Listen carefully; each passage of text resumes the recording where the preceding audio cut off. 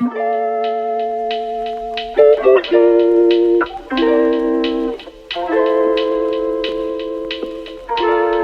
now we're ready to be more raw. Now this is the last session between Frederik Saabye from Saabye Media and the one and only Stefan Avivson, a.k.a. Mr. Raw. Mr. Raw. And Frederik Saabye. Raw business. Raw business. Raw business. Raw business. You know what? We're actually setting a record for every Monday that we show up here. So now we've done it 3 Mondays in a row. It's amazing. It's crazy. Yeah, I'm glad to be back. As you can see, I'm not in the setting that I used to be. This is a mute box at the office. Usually I'm recording from home, but we had some client work this morning. So cool. So I'm sitting in the office again, so it's pretty wide here, and maybe at some point some people will come and join me in this room, meaning I will move to another room. One of our affiliated companies are celebrating with champagne. They just closed a big deal. So wow, congrats! Yeah, you know, it's 11 o'clock in the morning, and then it's champagne time, of course. That's perfect. How are you doing, my man? Well, I'm doing great. I'm doing really great. Last week we really nudged everything up. We really did it. We have some very nice clients, and it made me think a lot about the buying personas, because it took me a whole year to get to where I am now with Be More Raw, and we should definitely be talking about buying and selling, because I had some challenges with sales. But in the end, I realized it's nothing to do about sales, because you can't sell anything. You can get people to buy your things. Yes. And that's also what you need to do as a salesperson. It's not about trying to fetch you and catch you or anything. It's about finding what your challenges are, and then embrace those challenges into your service or offering. But it's about making sure that they want to buy from you, and not being you trying to sell to them. And that's where I believe many, also on the marketing side, many people definitely on the marketing side, yeah. Because nobody wants to buy something from a sales guy.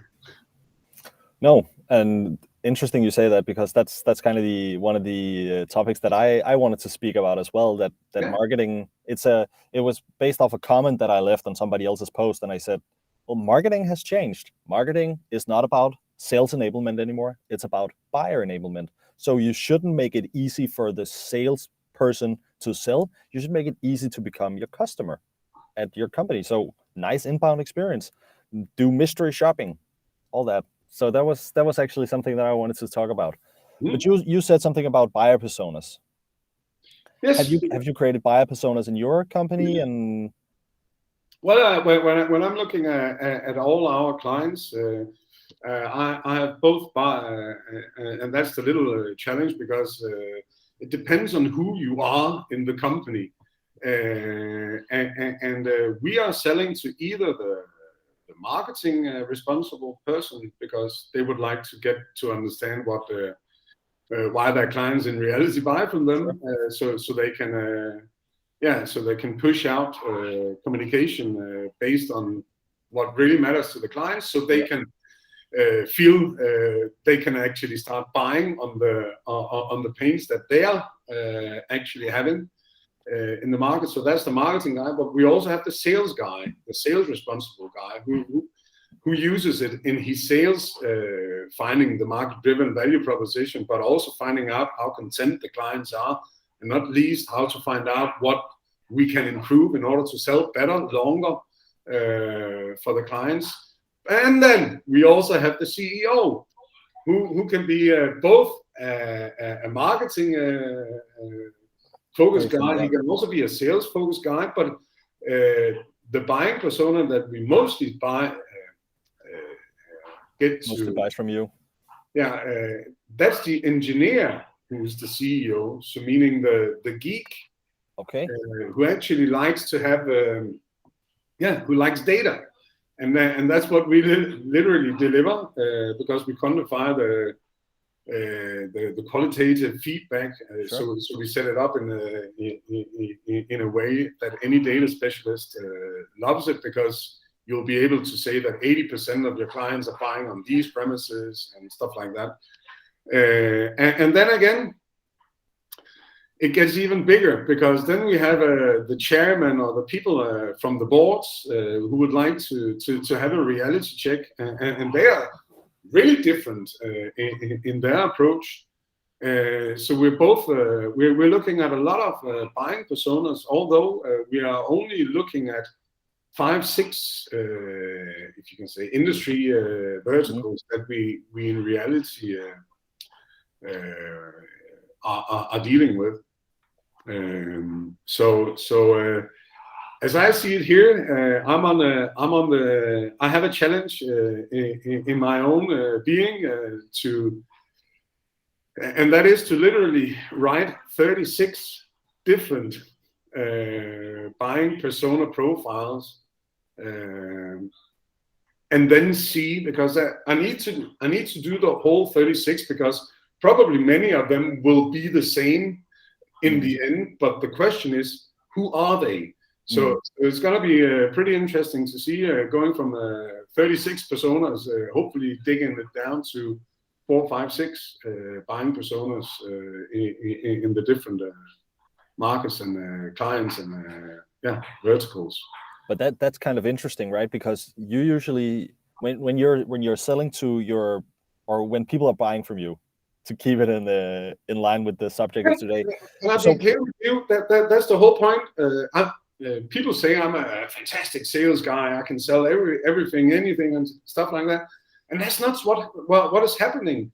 No. What we actually do is we just present our solution, and of course have a conversation about what it will give you of that value by going through this process, which is proven and all that. But we just show what we are delivering, and then people are afterwards saying, "Well, I like to buy that." Yeah, and that's kind of what we do as well, right? We just do it at scale. So we don't do it one-to-one. We just do it to 13,000 people at once, right? With the way we run marketing. But I wanted to ask you something different, because with your solution, you're saying this is how you get your market-driven value proposition. So your marketing will be able to position better and do better messaging and do better communications, and your salespeople will be able to sell better. But actually, also, from what I can hear you're saying right now, you can also derive what kind of buyer personas you will need to, or what kind of people you'll have to sell to and communicate to from your value or from your research. Yeah. Isn't that right? Yeah, and that's absolutely important, especially in many B2B cases. There are different buying personas in the same organization that needs to say all of them before they actually buy from you. Usually it's always a CFO who needs to tick off the box. Yeah. He's writing the checks, or she is. Yes, and then either a CEO, CSO, CXO, CMO guy who says, "Yeah, we're doing this." But it's the CFO is always a participant in that equation, because in the end he's paying the invoice, but he's not in reality buying. He's just processing. Yeah, he's just It's not. I mean, it's not. The CFO obviously is the gatekeeper, and there's a reason why it's called a gatekeeper, right, in the buying unit. But that's quite interesting. I think I have seen a lot of different use cases for your product. You'll be able to, that's what I just mentioned, like positioning. You'll be able to position better. How are our market viewing us, and how are they perceiving us? So obviously I'll be able to align on that with my marketing. So, but it's interesting actually that you're also able to create buyer personas from it. I didn't see that use case, but that's pretty cool. So, but that would mean if you figured out that it's mostly the engineer, like the data driven CEO that buys from you, we will have to actually make everything different about the way we communicate, right? Because right now we're going for this is how you get more sales and more profits for the CSO and the commercial people. But now we'll have to the messaging will have to be all different. Yeah, we will. It's funny. It's a podcast, but yeah, now I'm buying from you. But you're absolutely right, because what we've also learned with the campaigns that we've been doing is that I believe now that we are much stronger on the buying persona profile in regards to who we're aiming towards, I believe that we should literally create a new campaign. Yeah. With content that allows us to get much closer to the actual buying part, or because we are literally just simply selling a very, very easy client and employee gap analysis, where we interview the stakeholders. It works for all sectors. It works for, it doesn't matter whether you're a 1 week, year old company, or you can even be the oldest company we've helped until date now is they're 130 years. Yeah, I remember you said that. It's like, wow, and it's nice to get to help old companies that that should have because years ago while the clients are buying from you. Yeah, you would suspect that they knew, right? Okay, we've managed to stay afloat for 130 years. We have this figured out. We know why people buy. We know our buyer personas, but that's actually interesting. And for young companies like you and me, or for newer companies even, we are looking at the market and say, oh, everybody has it all figured out. But turns out they don't, and that's where you come in. Most people don't have, and it's a bit sad. I feel like everybody should buy our product, or at least just use our process, because reality is, based on our figures, is that only 4%, that's only 1 out of 25 companies, 1 out of 25 companies know and agree with their clients on why they buy from them. Yeah, it's incredible numbers, and obviously I believe you, but it's hard to believe numbers, right? Yeah, but I'd rather say, instead of being perhaps a little afraid of the outcome of what happens when you actually ask your clients that simple question, but so important question, why did you buy from us? Is when you get the answers, you're somewhere else in life, because now you can start not based on the gut feelings, but now you can start relating to your reality in a real manner, because you have proof on what works and what doesn't work. Yeah, it's so important, right?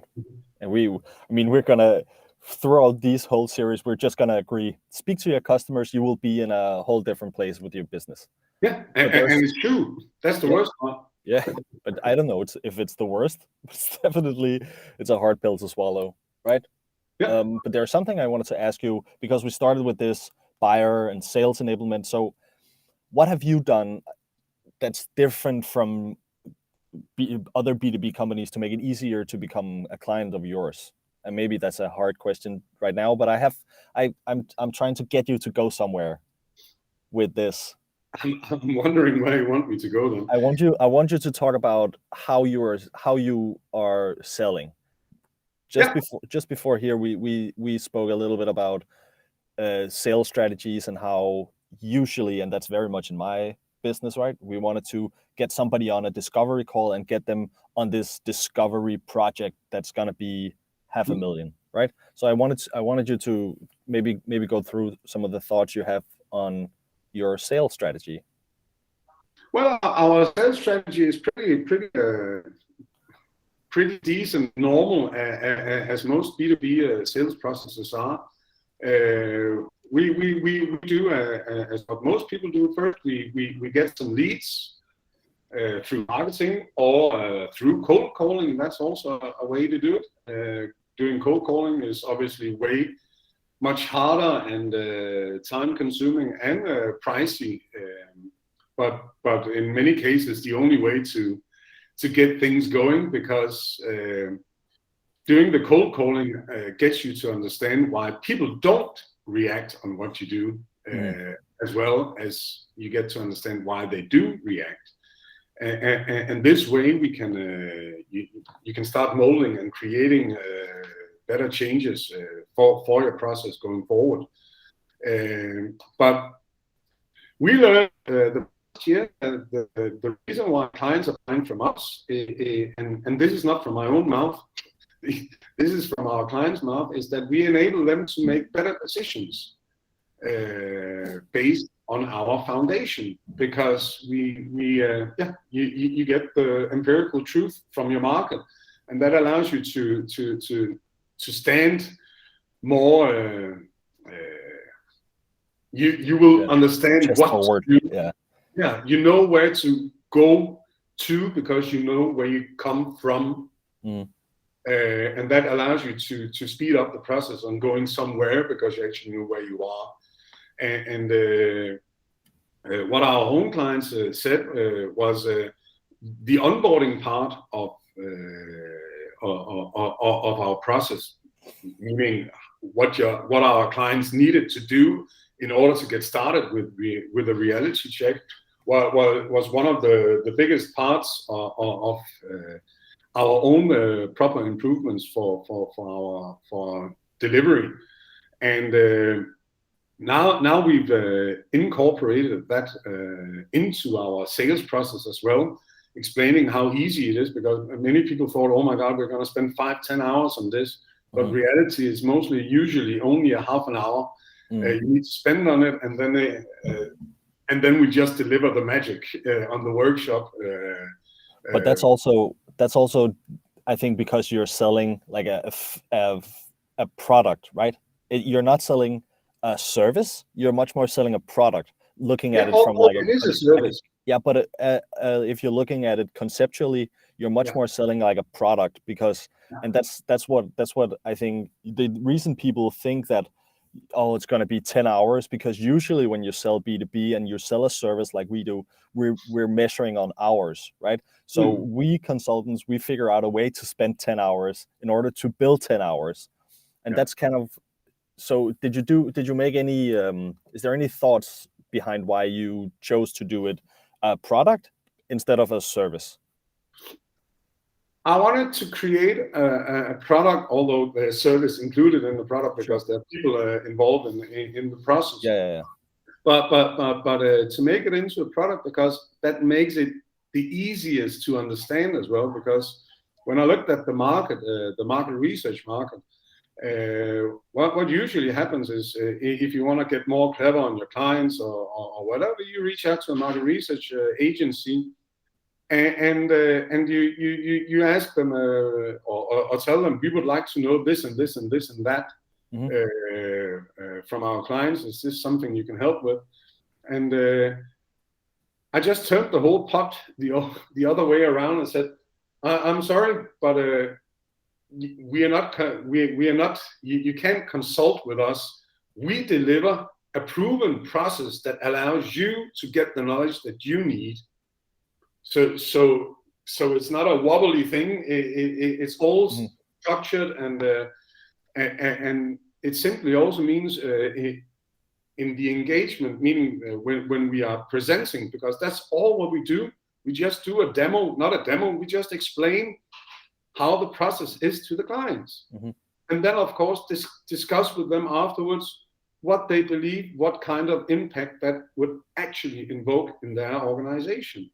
Because although it's a product, and although it's just 3 questions for the employees and 3 questions for the clients, reality is that the information given by these parties, by these stakeholders, is so vast. By the way, the 130-year-old client we have, it was Simone, my partner, who went. It was the physical meeting we had last week, by the way. Oh yeah. We actually had a physical meeting with a client. It was amazing, not just an online one. But the CEO of this company said, "Wow, I actually didn't expect to get so much value out of so few questions, because that's what happens when you understand why your clients buy, how content they are, and what you need to improve your situation. You literally don't need more information. These are the 3 pillars in order to create better decision-making processes for you, because you know where you stand." So we're not selling either. No. You're enabling buyers to buy, right? It's easy as shit. Sorry for that, but it's easy as shit to become clients with you, right? Because everything is out there. Everybody knows it's a project of, I don't know, you do something like 100 calls or 100 interviews, right? It's gonna take 3 weeks. This is what it costs. This is what you get. This is the workshop. This is the, and it's the same thing. So the price is out there, the process is out there, who can use it, what do they get, everything is out there, right? Yeah. And that's buyer enablement, like for this in the most condensed form. Yeah. And you yet just make it easy to become customers. Yet it's still not there, because reality is also that the website I started out with the company, I haven't changed it the past 1.5 years. So we are right now, in fact, building a buying portal, if you may, instead of building a sales deck for a website. Yeah, and I think that actually that was almost poetic, right? So you're building a sales portal. No, sorry, you're building a buyer portal instead of a sales deck for a website. That was, I mean, this is going to be clipped and this is going to be posted on social media. That was genius, because that's what you have to do, right? And I think that's also what we've done with our website, right? So the price is there. It's almost the first thing you meet if you go to prices. We have a prices website subpage. If you go there, you'll see the price, and then below there's like 12 points. This is everything you get, and start here. So I think if I had a bit more confidence, I would put a checkout button on the website, just to get people to buy, and then I would have a Shopify site. I'll get people to buy, and then I'll reach out. I would. I mean, and you could definitely do that, because yours is much more. We're getting clients on an ongoing basis, and hopefully we'll have them for many years. Yours is a bit more limited to, this is the delivery, this is, so you would definitely be able to have some sort of checkout, right? That would be, I think you should do that. That would be great. It's coming, don't worry, it's coming. Also because our software is now come up to a level where we can start offering our platform, meaning our whole market research approach, quantifying the qualitative feedback and all this. We can start enabling here by 1st of March. I'm hoping. Wow, interesting. Yeah. Then we are becoming a SaaS business. Yeah. So would you, going back to sales strategy, and would you recommend that? Yeah, but that's the whole point, Frederik. Forget about sales strategy, because okay. Let me then rephrase. Going back to packaging your offer. This is what I want to dive into. So we discussed that there's the solution, right? So this is the custom solution, and we're spending all this time crafting this custom solution for you. And then we have this product, which is basically a product in quotes.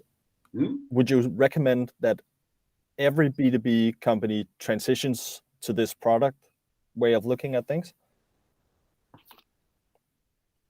I think when I think of B2B companies, they focus a lot on how do we sell more, how do we get more clients, how do we, and I think once you just turn it around and ask the real question is, how do we get clients to buy more?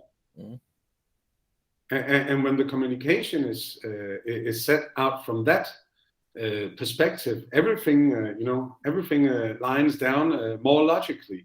Because when you have the buying persona, okay, I'm dealing with these kinds of companies and these kind of buying personas in these companies.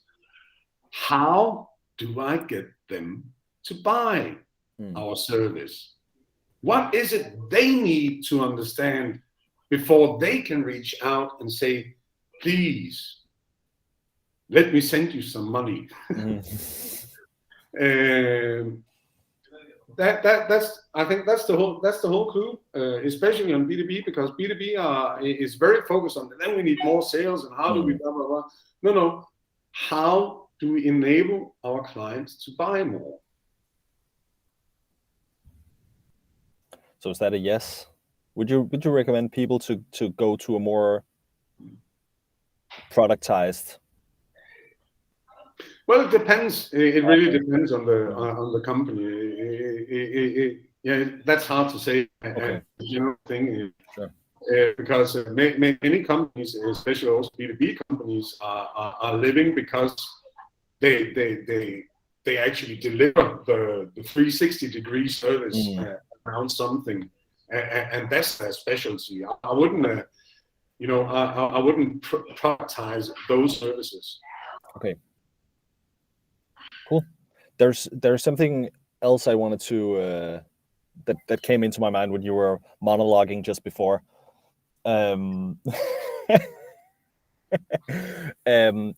It sounds like the way you run business is you're so customer centric, right? And that's a very, it's so popular to say we're customer centric, but in reality we are seller centric, right? So do you have like a short how to get, if I'm in a B2B company and I wanted to become more customer centric, do you have a short how to? Yes, but I'm just gonna say the same shit that I say all the time, because I do believe that the only way you can get to understand your clients in reality, that is to talk to them. Literally, you need to understand them, and the only way to understand people is to talk to them, have a conversation with them, give them some open questions. That's why we always start with why, because then we don't. Then we don't manifold what we want to talk about. Then we want to understand what you want to talk about in regards to us, and that is much more knowledge about what you are selling, because you need to understand your client and not understand why he doesn't want to, how you can sell some of him, but how he's going to buy from you, because what he needs is to understand what his pain is, what his need is. And if you in reality fulfill this need and pain they have, they should buy from you, right? Absolutely. So it's about delivering what your clients in reality want to buy from you, and not what you think they should buy from you. Okay, so it made me think. So if I'm a new company, I don't have any clients yet. How can I go about figuring that out? You need to speak to clients then. But I don't have any clients. Then you have I'm brand new. Then you have to test it out, see what happens. That's the cold calling, and although it hurts and it's hard and all that, there's no way out of it, because every time you don't talk to your client, you will never understand the answer of why stuff doesn't happen in reality. And that's the key to understand and adjust your offering to the market, is why are they not thinking that what you're delivering is what they want? That's what you need to find out. You need to find out why. That makes perfect sense. So everything starts with getting to know either your current customers and not, we get it, but or knowing your future customers, right? Yeah. But you should also know your future customers, although you don't have your existing customers. Yeah. Because how do you in reality achieve product market fit? How do you find out? how can you scale your services out to even more people? Well, you first need to find the model on where stuff in reality works, and your product and service works when you understand what your next client wants to buy from you, and on which pains, and on what triggers, and all that. And if that motivation is the same motivation that you find from within your existing clients, meaning you are aware of why your potential clients are buying, and they're buying on the same premises as your existing clients are buying on, that means in reality you've achieved a product market fit, because now you can start scaling the same pains out to even more clients. So I believe one of the most crucial factors to understand is to find that motivation that not only activates new clients, but also have activated or will activate existing clients, because usually they differ. But if you get to assemble them and be the same, then you can start focusing on communication towards what in reality works for you as a service or product provider. I think I'm moving. Yeah, that makes perfect sense.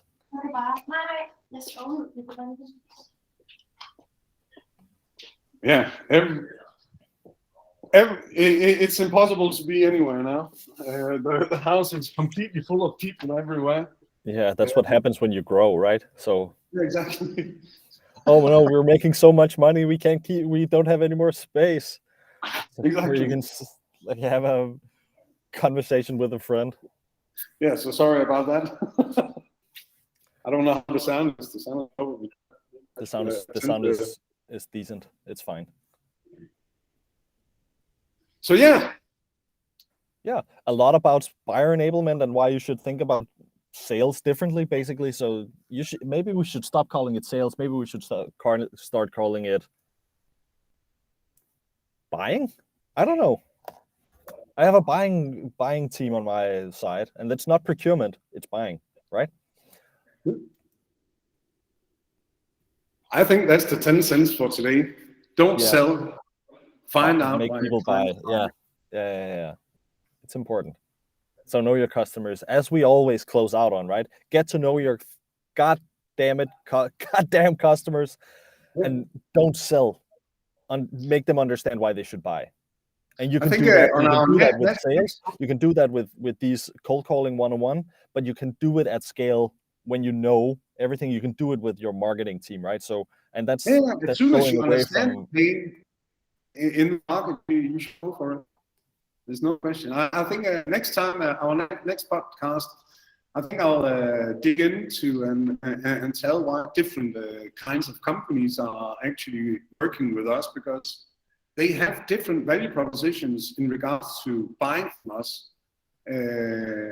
SaaS companies, they work differently than other companies and stuff like that. So that's definitely something I want to dig into. Yeah, that could be so interesting. Yes. Cool. Okay. I think so too. Thank you everybody for listening, and thank you, Stefan, for again sharing some of your wisdom. You're as your hair color shows, you're a wise sage. So and the wrinkles around your eyes. Yeah, and you're doing great. Thank you so much for sharing, and thank you everybody for listening. We'll talk. Thank you guys.